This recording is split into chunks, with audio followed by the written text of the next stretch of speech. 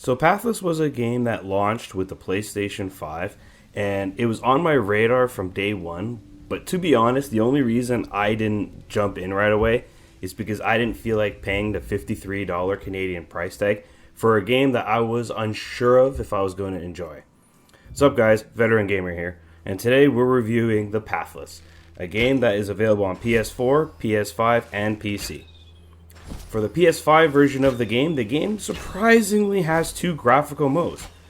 A graphics mode that runs at 4K 30 FPS, and a performance mode that sacrifices that resolution for 60 frames per second.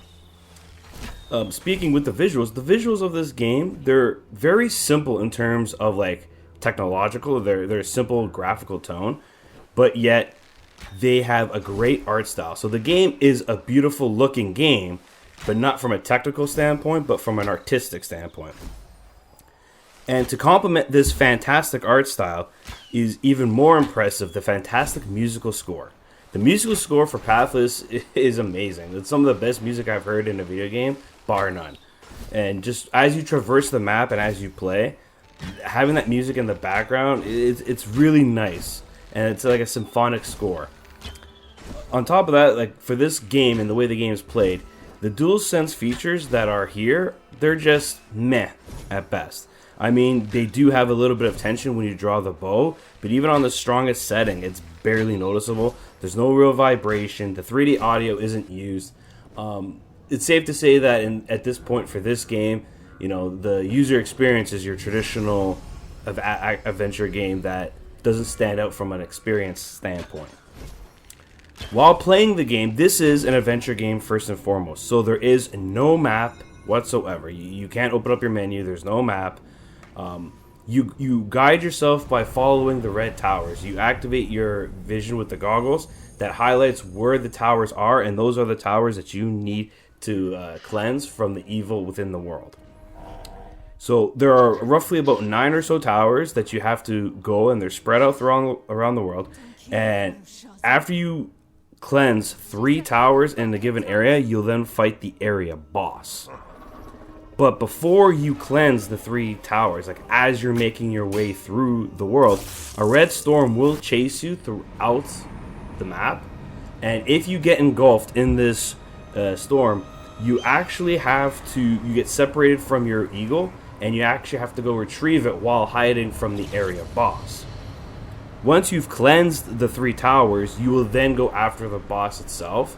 And the boss battles in this game are very similar to that of like Shadow Colossus. The whole theme of this game is similar to Shadow Colossus, where there's no real combat from boss to boss. Your only form of combat is when you fight the bosses, but thankfully the boss fights themselves are fun and entertaining. Aside from all that, when you go to cleanse the towers, as I said, there's 3 towers per area boss. Each tower has a puzzle that needs to be solved, and the puzzles themselves, they're actually different from one another, and they don't really get repetitive because they're very diverse on how you solve the puzzles. But the game gives you no hint as to how you solve the puzzles. You're really left to figure it out for yourself. But when you're not solving puzzles and you're not fighting bosses, getting from point A to point B, there is no fast travel system. Instead, you have the traversal system where you shoot these totems. Now, thankfully, it is auto-aimed. You don't actually have to aim at them. As long as they're on screen, you can hit the totem and you will be slingshotted with a burst of speed. This is probably one of the best uses of for traversal that I've seen for like an open world kind of game. It's different, yet it's fun, and it keeps you, the player, engaged.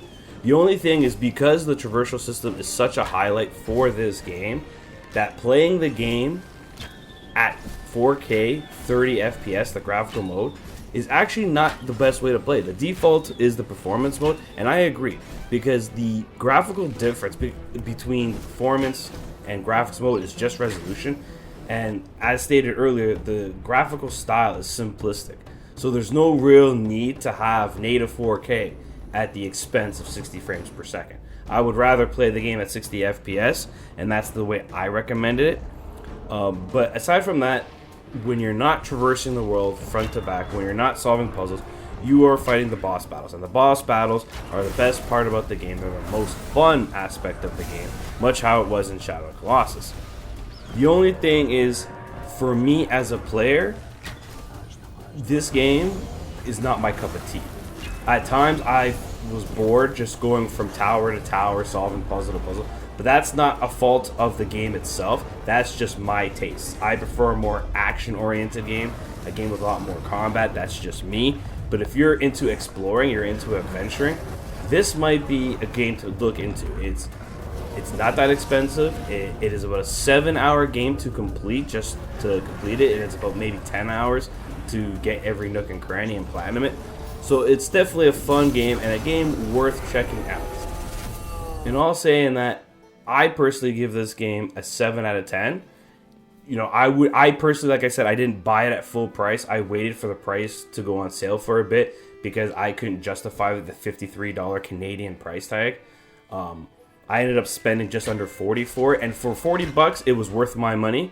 But that's just me. So each to their own. But this game's a solid 7 out of 10, and I would recommend it to anyone who enjoys action-adventure games with more exploration and puzzle solving than combat. I'm Veteran Gamer, and I hope to see you guys next time.